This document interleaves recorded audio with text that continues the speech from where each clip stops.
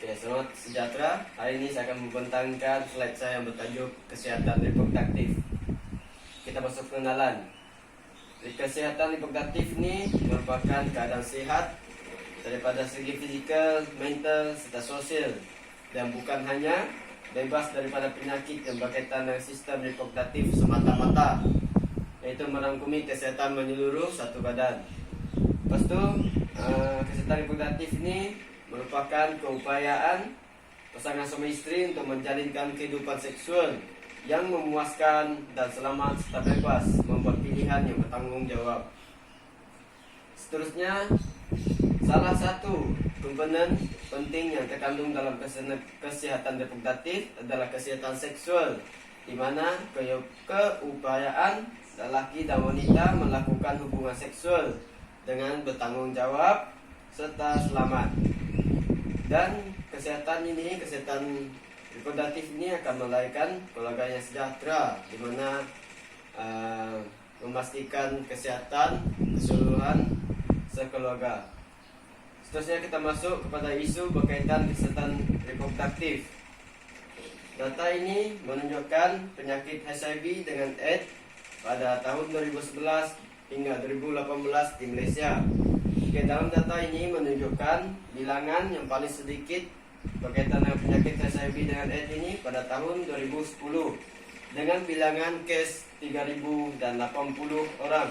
Namun kes bilangan yang terbanyak pada tahun 2001 hingga 2018 adalah 6.978, di mana dalam tahun 2002. Dalam tahun 2018 pula masih lagi ada 3.293 kes. Data ini menunjukkan di mana penyakit ini masih tidak dapat dibendung di Malaysia. Seterusnya penyakit hepatitis E pada tahun 2017 mengikut negeri. Negeri yang paling banyak penyakit hepatitis E ini adalah di negeri Sabah, di mana mempunyai bilangan kes 93 di Sabah, di Sabah.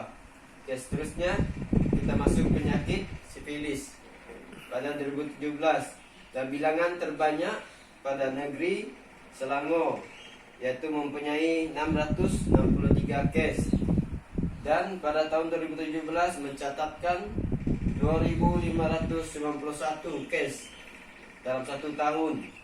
Di sini kita juga dapat melihat penyakit berkaitan seksual ini juga tidak dapat dibendung lagi dalam 2017 hingga masa sekarang.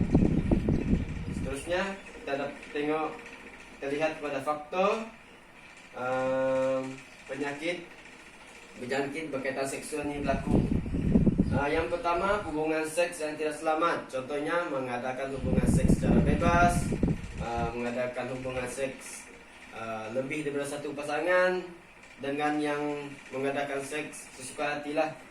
Seterusnya, ciuman dengan orang yang telah dijangkit, di mana penyakit tersebut akan terjangkit melalui air liur atau bendalir orang yang telah dijangkit.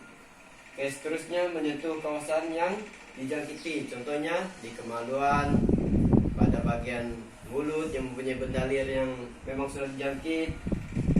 Yang seterusnya, kurang pengawalan ibu bapa, di mana anak-anak yang bebas untuk bergerak kemana-mana walaupun pada waktu malam, di mana akan memberi risiko kepada anak-anak tersebut melakukan hubungan seks dengan orang luar.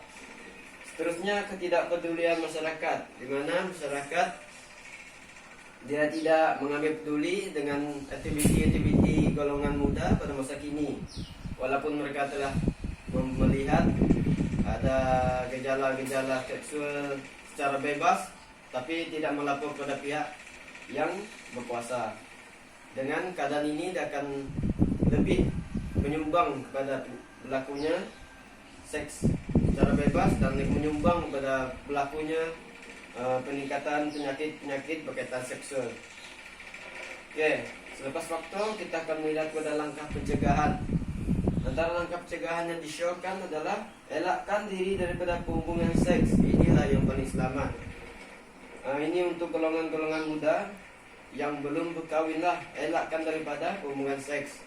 Ya, seterusnya setia pada satu pasangan, jangan lebih. Dia kalau setia pada satu pasangan, dia akan mengurangkan lagi risiko kita untuk dijangkiti oleh penyakit-penyakit yang berkaitan seksual ini. Seterusnya, gunakan kondom. Walaupun menggunakan kondom dalam hubungan seks, dia tidak 100% menjaga mengelakkan penyakit-penyakit ini berlaku, namun dan kurangkan lagi risiko berlakunya penyakit berkaitan seksual ini. Oke, seterusnya, elak pengambilan alkohol atau dadah. Alkohol dan dadah, apabila seseorang itu mengambil alkohol dan dadah, dia akan menyebabkan seorang itu dia akan hilang kawalan ataupun hilang pikiran yang rasional, di mana dia akan berisiko untuk melakukan hubungan seks dengan orang lain, di mana pertimbangan dia sudah tidak wajar dan hilang kawalan diri. Seterusnya, kerap buat pemeriksaan kesehatan. Oke, kerap buat pemeriksaan kesehatan ini bukan saja memberi manfaat kepada diri sendiri, namun orang lain. Contohnya, kalau dalam membuat pemeriksaan kesehatan ini kita akan tahu taraf kesehatan kita macam mana. Contohnya, kalau kita sudah tahu kita sudah dijangkiti oleh penyakit, contoh HIV, sifilis, hepatitis, janganlah kita melakukan hubungan seks pada orang luar, di mana akan mengelakkan orang luar tu dia terjangkit juga daripada penyakit kita.